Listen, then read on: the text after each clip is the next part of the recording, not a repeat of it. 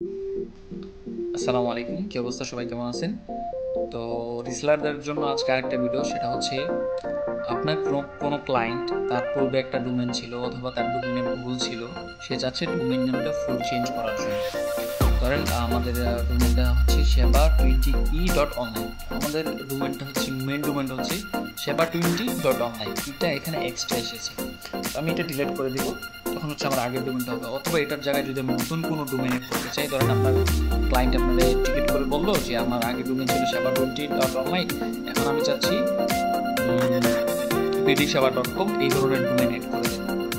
Client আপনার টিকিটটা দিবে, তখন আপনি এটা কীভাবে চেঞ্জ করবেন? সেখান থেকে ডোমেনটা নিয়ে আপনি আপনার এই WHM আসবেন।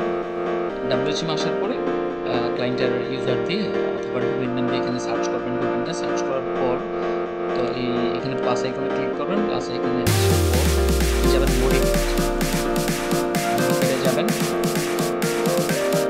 তারপর হচ্ছে ডোমেন নামের জায়গায় জাস্ট এটা ছিল বা প্রপার চেঞ্জ করতে চান হচ্ছে সেটা নাম দিতে চাইলে সেটা দিয়ে দিবেন। দিয়ে দেওয়ার পর আপনি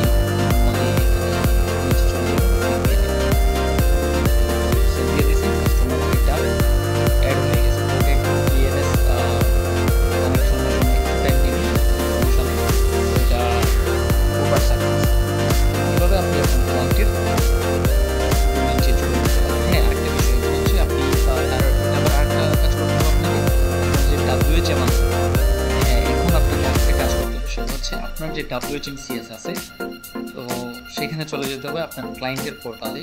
আমরা আসলাম এই ক্লায়েন্টের পোর্টাল, তো এখানে এসেও একটা কাজ করতে হবে।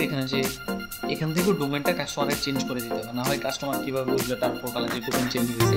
তো অন্য কোনো ডোমেন ছিল সেটা দিয়ে দিবেন, অথবা এটা হলে এখানেও চেঞ্জ করে দিবেন। এখানে যেমন আমি চেঞ্জ করে দিলাম, দিয়ে সেভ চেঞ্জ। তো অলরেডি সেট TNS আপডেট হলে কাস্টমারের SSL সব কিছু আপডেট হয়ে যাবে।